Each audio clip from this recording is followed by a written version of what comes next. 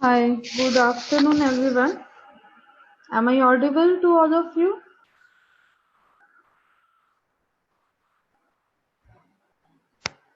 Okay, so I am Dr. Sonam Grover and I work at Jamia Hamdard, New Delhi. So for today's class, I am with you. So in last class, as Dr. Abhinav told that you people practice something about NCBI and PDB. So these are the databases which have a large number of collections. So before we start some practical exercise, I want you people to understand a little bit about databases. Like 15 minutes, I'll tell you something about theory, and then we will discuss some of the applications.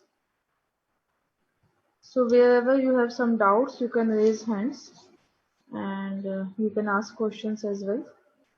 So I'm sharing my screen now.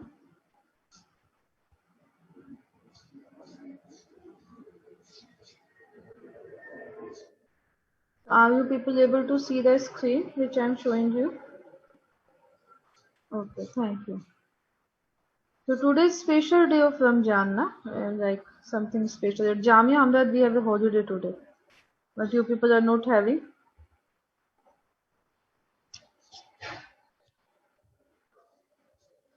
Okay, anyways, yeah, is it a holiday today for you people as well?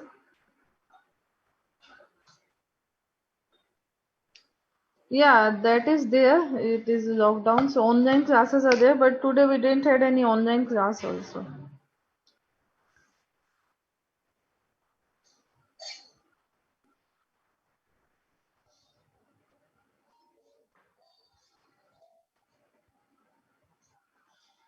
Okay, so there are mainly three kind of biological databases. Okay, just one second.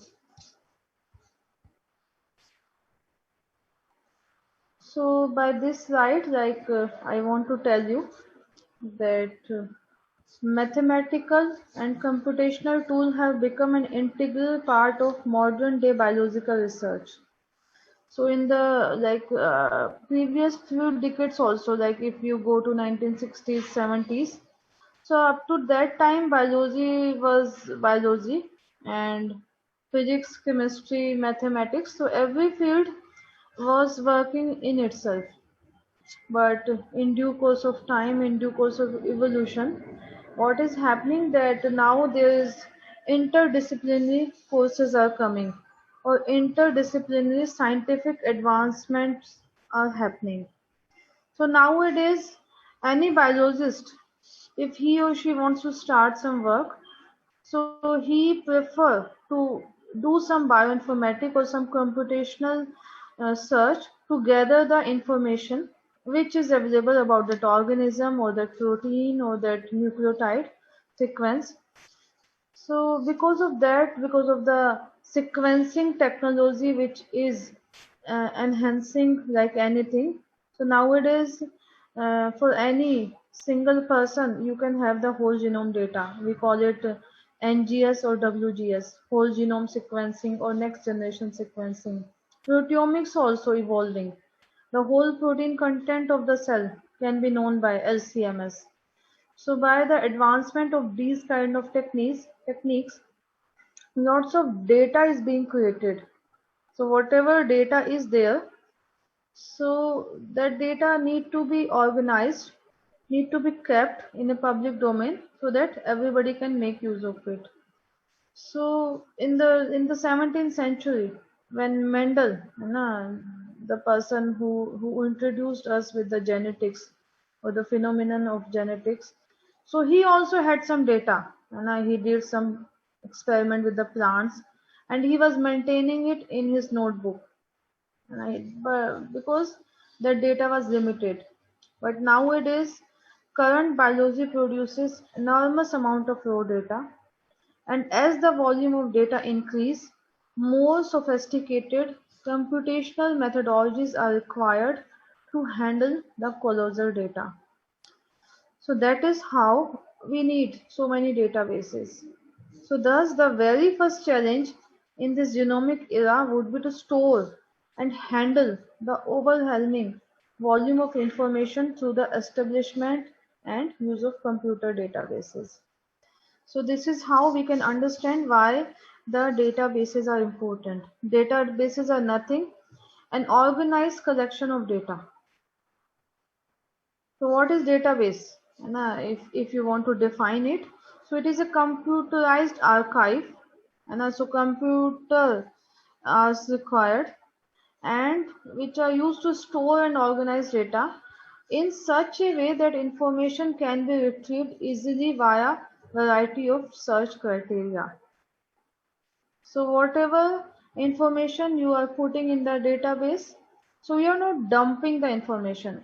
You want to utilize that information. So for that, when we are generating a database, so another feature other than storage and organization, another feature is that it should provide you the data whenever you are putting some keywords or any search criteria you are putting. So it should provide you that particular information.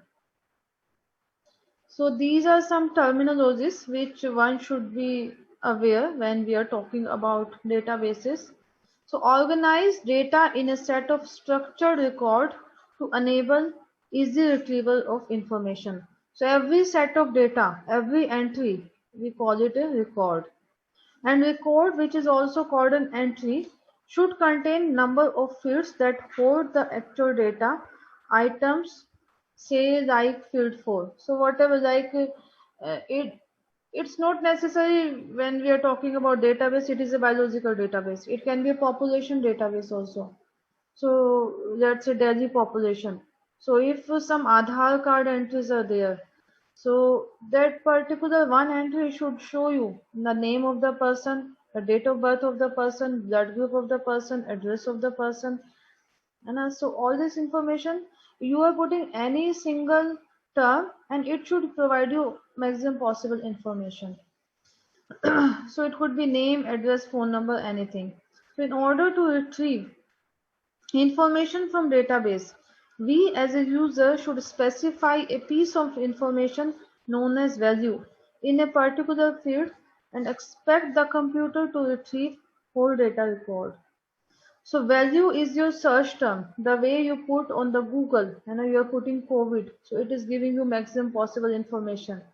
Now you want to be specific. Now you want to put the spike protein of COVID. So the search is narrowed down. So you will get all the relevant information. You want to see the COVID strain of 2021 year and what kind of mutants are there. So that information you should get. So the any kind of keyword you are putting in the search window is known as the value. So by putting this value, you should be able to get all possible information. This process is called making a query. So these are the few terms which you should know when we are using a database. So this is again the definition and need of the database. Enormous amount of raw data sequence is being generated today. Sophisticated computational methodologies are required to manage this huge amount of data. So when we are talking about biological databases, so they are mainly divided into three categories: primary database, secondary, and specialized databases. So primary database, so most of the time data is the sequence and in protein or nucleotide databases. So it consists of raw sequences or structures, data submitted by scientific community. So the examples of primary databases are GeneBank, EMBL, and DDBJ. So these are the three main databases which handle the any kind of nucleotide or protein sequence submitted by the scientific community all around the world. So we should remember primary database annotation is not available, or if it is available, so that is at a very minimal level. But when you talk about secondary database, so these databases are making some sense out of primary database. So they contain computationally processed or manually curated information. So whatever information is present in primary database, so now these information are, just 1 second. So this,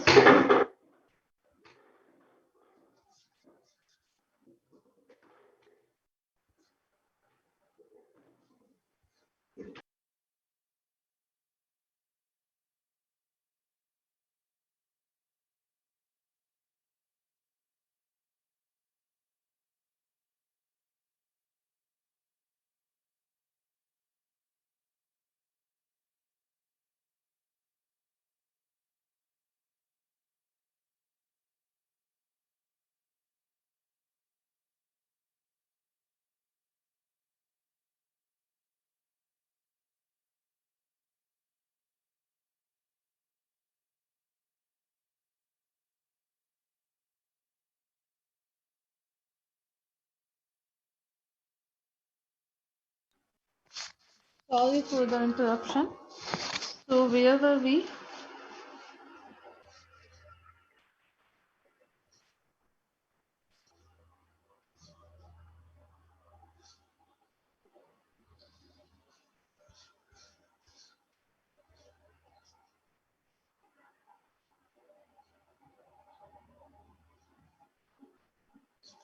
Okay, so this slide I was talking about. Now secondary databases, so they contain annotated information. So when we talk about annotation, so that means the maximum possible information about that sequence. If it is coding for some protein, it is a coding or non-coding sequence. The function of that particular sequence, if it is coding for some protein, so what kind of domains are present, and domains are present, so what kind of functions they are performing, if some enzymatic activity is present, the catalytic site residues, and if some post-translational modifications are happening, the interacting partner of the protein. So all this information from the literature need to be digged out, and that can be done in two ways. First one is by computational processing, and second one is the manually curated information. So the example could be examples of the secondary database are Swissprot and Protein Information Resource. The third kind of databases are specialized databases. So they could be of some particular research community's interest. If some scientists they work only on RNAs and especially on tRNA. They don't know anything else, no bacteria, no virus, but they want to see the mechanism, the structure, the interactions of the tRNAs. So for these people also, so whatever these scientists are doing, so they put their information at one place. So tRNA databases are there. There are some people in the scientific community, they work on HIV. So HIV sequence database is there. In that way, cancer sequence database, TB databases are there, fly-based databases are there. So these kind of databases, they cater to a particular research interest, so that are not for the common people, common scientific people, and are not the common people. So now since now we know that there are three kind of databases are there. So primary databases, so we will do some practical exercise, and secondary database also some practical exercise we are going to do. So now I want all of you to, like, if you're having your laptops or some computer system in front of you. Yes, students.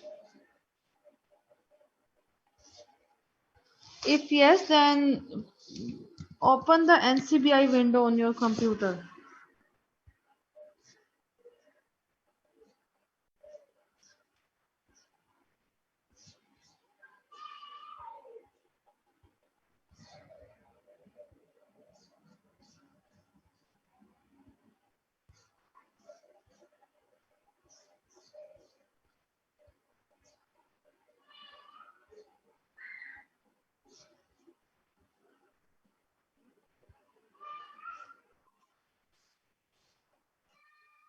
Google में NCBI type कीजिए please.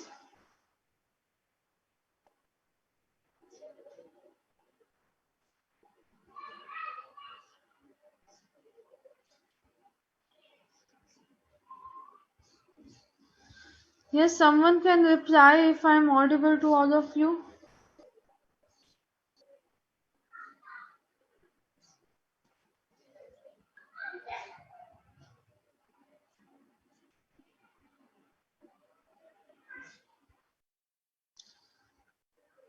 Okay, तो ये आपने NCBI के window पे आ गए हैं. Are you people able to see my screen? So from here there is one tab which says all databases. So from here I want you people to select protein. So this is a protein database. And again there is a second tab where I want you people to put S2 protein human.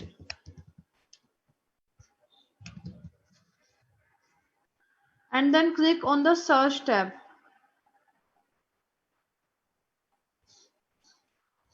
So this ACE2 or S2 protein is angiotensin converting enzyme 2. And why it is a very important protein these days? Somebody knows about this protein? What it is doing?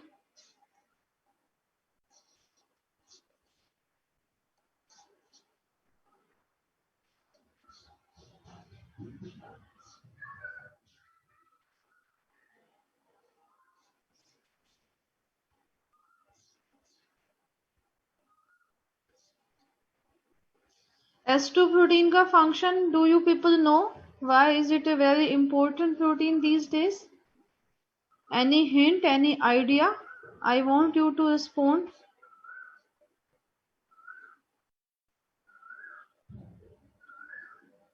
So basically this S2 protein is proven to be a receptor for the COVID virus. So this COVID virus is having spike proteins on its surface and they bind with the S2 protein of the lungs or the respiratory tract, because many of the cells on their cell surface are having this protein, and this is a protein by which COVID virus is entering into the cell. So it is the protein which is present on the main door and welcoming. And that welcome is not by choice but by force. So somehow the virus is making this protein for the entry into the cell. So once you click on this ACE2, angiotensin converting enzyme. So basically in a normal human being, this protein is there, it is expressed and it is converting angiotensin to angiotensin 1 and 2. But nowadays so many receptors to block the SCE2, the inhibitors to block these proteins are being investigated so that the entry of the virus into the cell can be stopped. So ACE2 blockers or ACE2 inhibitors are being searched कि कैसे इस virus की entry को we can stop. So when I am talking about a protein database, so it is a primary database. And this primary database contains some of the basic information of this protein. So what all we can know from this database? So this is a 805 amino acid, so this is the length of the protein. Then since we want to search for the human, so it has given you the organism from which it belongs to. And the first time the people identified this protein, so references, the person who submitted the sequence, so those kind of references are there. Where it is located, it is on chromosome X. Now reason in the genome, because it must be having some nucleotide sequence. So genomic reasons have also been identified. It has some zinc binding site and it has a function of renal amino acid transporter, and then sequence is there. So this is all we can know from a primary database. It is giving you some basic knowledge about that protein. Now coming on to the right hand side. So there are some options to analyze the sequence of the protein. So you can identify the conserved domains present in the protein. So once you click on this,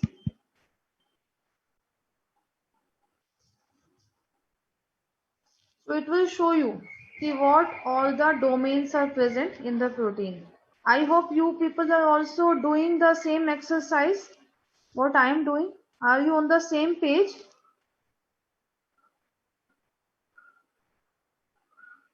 Do you have a proper internet connectivity?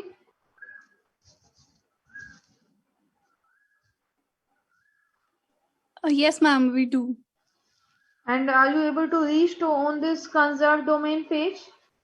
Yes, ma'am. Okay, very good. So here we can see that this particular protein is having two domains. The first number domain, which is located from the 19 amino acid to 606 amino acid, and this is the main domain, and it has the angiotensin converting activity. And member of this family are dipeptide carboxypeptidases. So some kind of peptidase means the protein breaking activity is present in this part.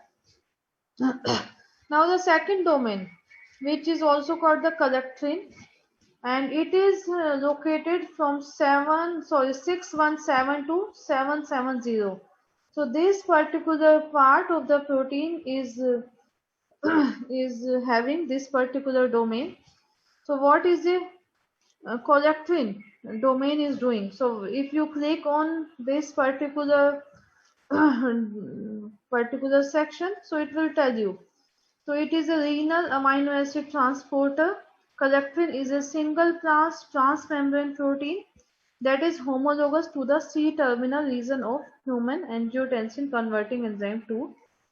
And AC2 found in peptidase M2-PFAM. Collectin is critical for normal amino acid reabsorption in kidney. So that means both the domains are essential and they are performing a crucial function in the cell. So second domain is more important in the kidney, while the angiotensin converting enzyme is required in many of the part of the body. So this is one of the feature we can look at when we are looking for some protein. Let's say you have an unknown sequence and you want to see what kind of domains are there. So you can come to this conserved domain database and you can find out. Now the second feature which we are having is run blast. So BLAST is a sequence alignment tool. Like you are interested in seeing that this particular protein, if it is present in other species, in other organism, if it is present in bacteria, if it is present in viruses, and if not, then what kind of function? If it is present, then how much similarity or identity or homology is there with other organism? So any kind of alignment and comparison you want to do for this particular sequence, so you can do it by the sequence alignment using BLAST. So click on this Run BLAST tab.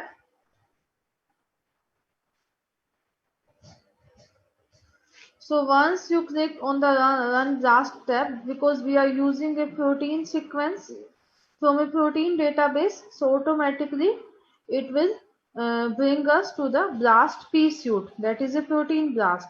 Then there are total 5 categories of BLAST. First one is BLAST-N, that is the nucleotide database is being searched for a nucleotide sequence.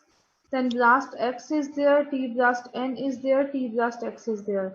So all these kind of BLAST you can know in more detail by going to the this. You click on this BLAST tab, so it will tell you what other kind of BLAST are doing. So if you talk about BLAST-X, so it takes the translated nucleotide with the protein database, because nucleotides they can be translated into protein sequence depending on the open reading frames are available. So this is how T-BLAST-X is working. Now T-BLAST-N, so it utilizes a protein sequence. The query which we are putting is a protein sequence, but the database from which it is searching the alignment is a translated nucleotide sequence. And protein blast, protein sequence, protein database. Nucleotide blast, nucleotide sequence, nucleotide database. So this is how different kind of blast can be identified. Different kind of blast fields can be identified. So again we come back. Okay, so we missed somebody want to get admitted. So I am going back again to get my accession number. Yes. So you click on the back option, so you will come on the same window. So now you have the accession number. So accession number is nothing but a unique identifier of that sequence.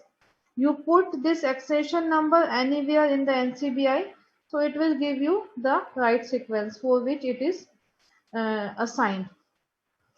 So either you can put the accession number here, either you can directly copy paste the sequence, or else you can upload the sequence. You can download the sequence and then save it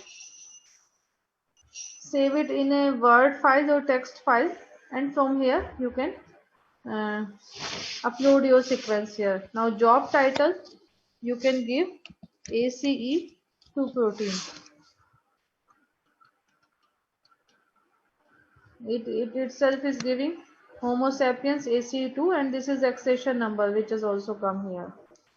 So database, now coming to database. So which particular database we want to align the sequence. So if you open this particular tab, it will give you many more options. Non-redundant database that contains all maximum possible information of all the protein sequences. Now we have RefSeq select protein. So that is a more curated database. Then reference proteins are there, then model organism, then Swiss plot. So Swiss plot, I want to tell you, it is a secondary database and it contains all the annotated sequences.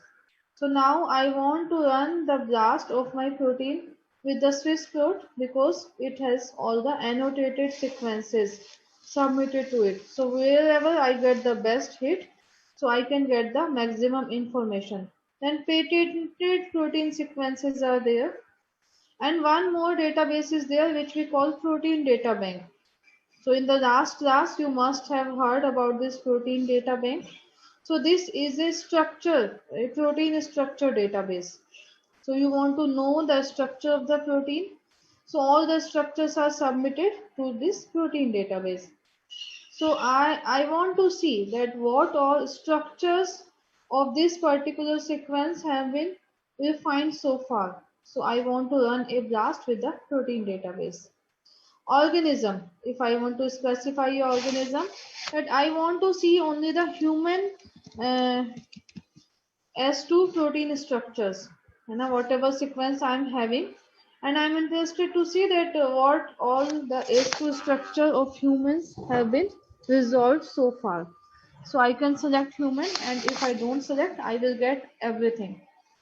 So, but it is important to specify your search. Otherwise, in the result, you will get so much of information that you may not be able to infer something out of that. Now there are option to exclude also. If you want something not to come there, so you can exclude that information. So that option is also there. Now algorithm. So these are the BLAST algorithms.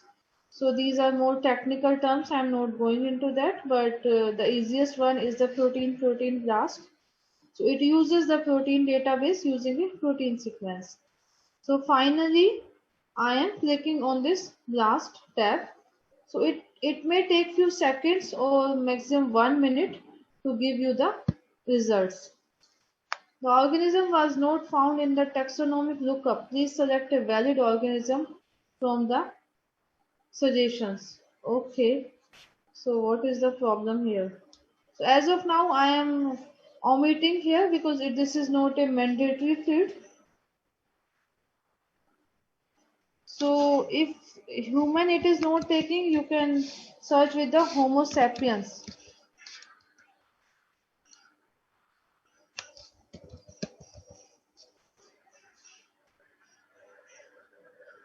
So the Homo sapiens is the entry which is put here. So it is not taking human as it is. So once you put Homo sapiens, Homo you put, so it will show you the what all entries are having Homo term. So if I'm directly putting Homo sapiens, it is not taking because it has Homo sapiens and a Homo space sapiens. So some kind of specifications are there. So that comes with hit and trial method. So you put human, it will not take. And now you put Homo sapiens continuity, you don't get the right search. So by hit and trial, you come to know that what exactly it wants from you. So this is Homo sapiens. So this is a taxis ID. So now let me try again. I am clicking on this last tab. So this page will be automatically updated in 2 seconds. So it is not always 2 seconds. It takes 1 minute, 2 minutes, sometimes 30, 40 seconds. So it depends how much the servers are loaded because many people around the world are using these particular databases and tools. So it takes some time. But we are lucky now that we got our results in less than 30 seconds. Okay. Now coming on to the BLAST search page. So this is your job title. This is a Homo sapiens S2 protein. The program which we have chosen is BLASTP. Database we selected is PDB, a protein data bank. So it is a structured database. Many a times students get confused between protein database and protein data bank, and they write protein database as PDB. But when we are specifying bank, so that means it is the structured database only for this case. Query length is 805 amino acid. So since it is a famous protein, so many searches have come here. Like the very first one is showing the structure of the chain B of angiotensin converting enzyme 2. Then S protein of SARS-CoV-2 in complex with bound TS2. Then chain B angiotensin Homo sapiens 2, then chain A, then native angiotensin converting enzyme. So many people around the world have tried to resolve the structure because once a protein is medically important or pathologically important and you want to target this protein for a drug and you want to put some drug which can inhibit the activity of that protein, so for that purpose structure is a prerequisite. If you don't have the structure, then how would you know that what are the loops, what are the domains, what are the motifs are there, and where can your drug bind? But nowadays, so many computational methods such as protein modeling, protein docking are there. But it is always better to have the crystal structure of the protein because that will give you the accurate information about the protein structure. So, because as I told you, COVID, the hottest topic in today's scientific world, and the entry protein for COVID, S2, again, and very, very important protein to search upon. Maybe if you put some other protein, you may get only 2, 3, 4 searches. But here, just 1 second.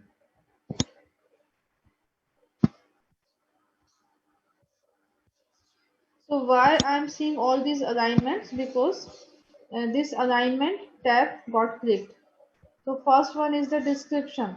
So description may it will tell you ki what is the topmost query which is matching with this sequence. So now coming to these parameters. So some scores are there, some values are there. So what are these values? We will try to understand here.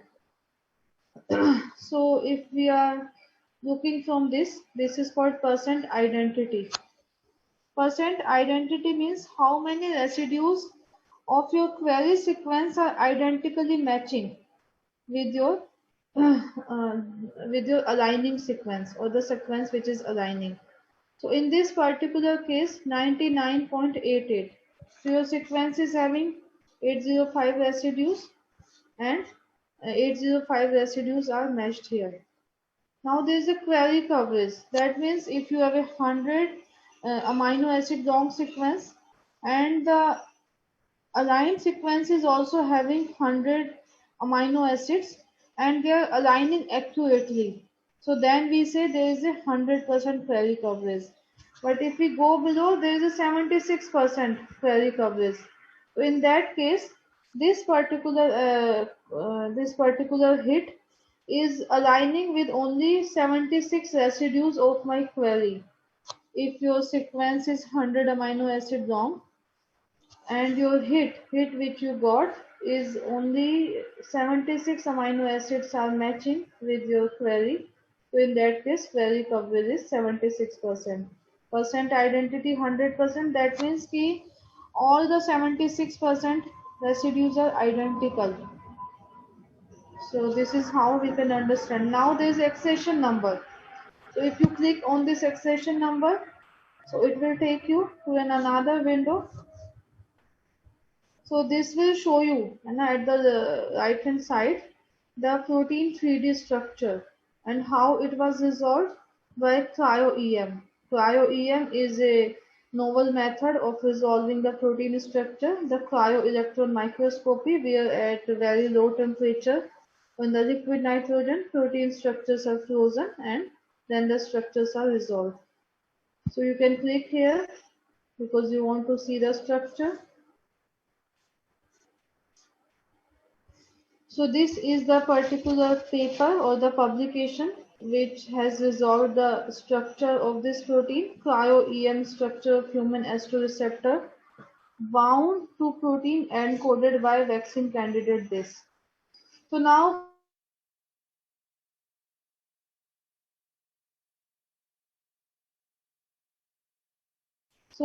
this is a vaccine candidate, but nothing is some variant of the SARS-CoV-2. So they wanted to see whether this particular SARS-CoV-2 variant is able to bind, and if it is binding, how much internalization is happening, and if not, if that is not the case, if binding is getting affected or not. So those kind of features are being inferred by resolving the crystal structure.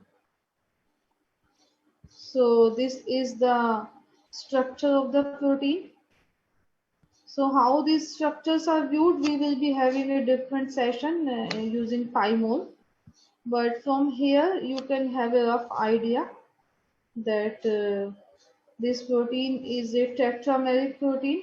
Tetrameric means oligomeric. Four different monomers are coming together and making a tetramer. And what else we can know? So more information you can get by clicking this PDB ID.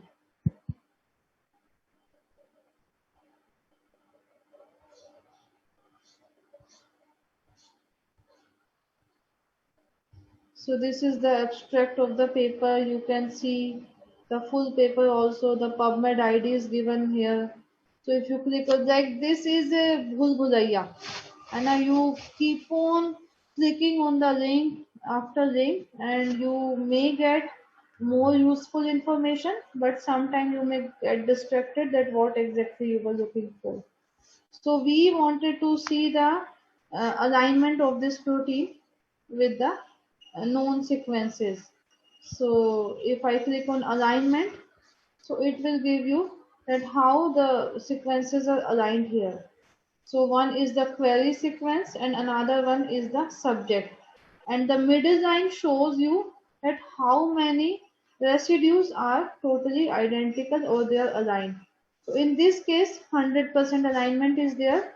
But if we are going down, so here you can see in the query and the subject, some mismatches are there. So there is a deletion in the query sequence, while the hit which we got, this is also the same S2 protein, but the structure was resolved in complex with S protein. S protein is the spike protein which is present on the surface of the SARS-CoV-2.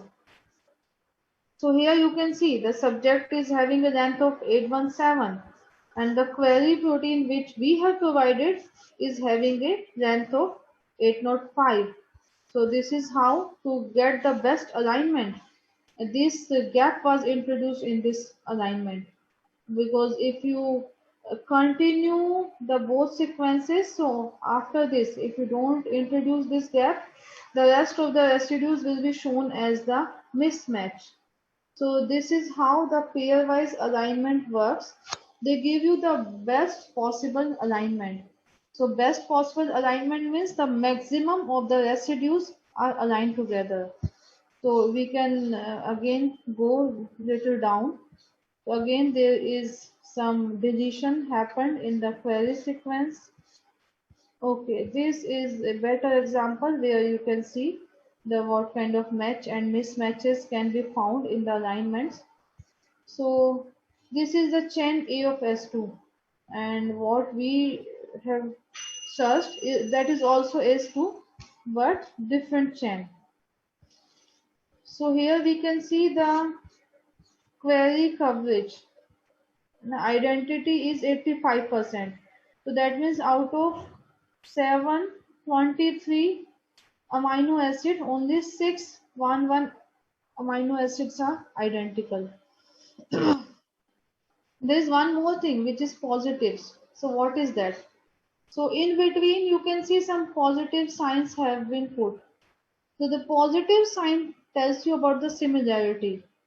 And two amino acids can be called similar if they are belonging to the same characteristic of the amino acid.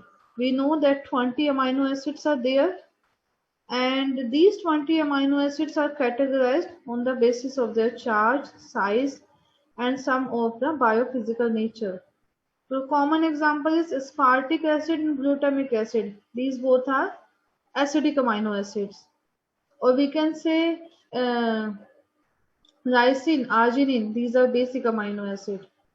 So when a blast alignment finds that these residues which are having similar properties like D and E, glutamic acid and aspartic acid.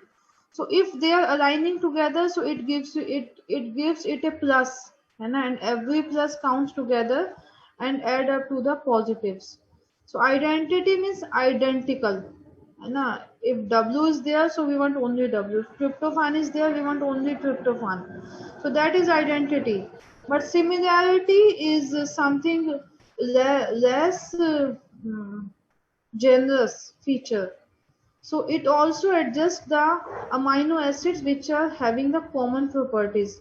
If basic amino acid at a position is also aligning with some other basic amino acid, so it also count it in the positives. So that is how we can understand the positives. Now there are gaps also. So gaps means the sequence have been uh, pulled one amino acid forward. So this is having a gap of only one amino acid. So that you can see, this is starting from second and the query is from 18th amino acid. So these particular reasons, since they were not aligning and the first of this amino acid was also different. So here you can see a dash and at the fourth position. So this dash has been introduced as a gap so that the best alignment can be observed here. Because if you don't introduce this gap, so I will find E in its front, then again the next E will find D, and similarly the whole sequence will be in a mess and the whole alignment will be in a mess. So the introduction of the gap is very important to get the best possible alignment. So these are the few things which we can अभी अभी अभी बोलते हैं just 2 minutes खत्म होने वाला है.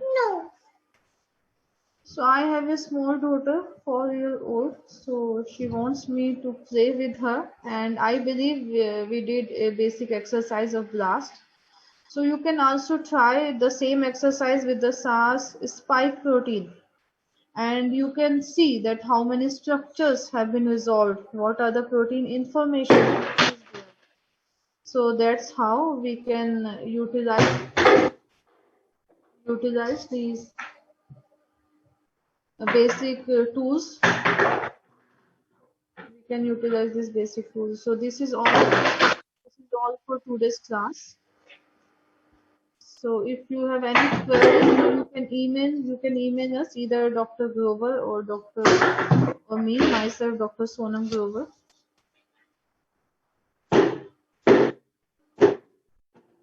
Okay, thank you so much for your presence and patience. Thank you, ma'am.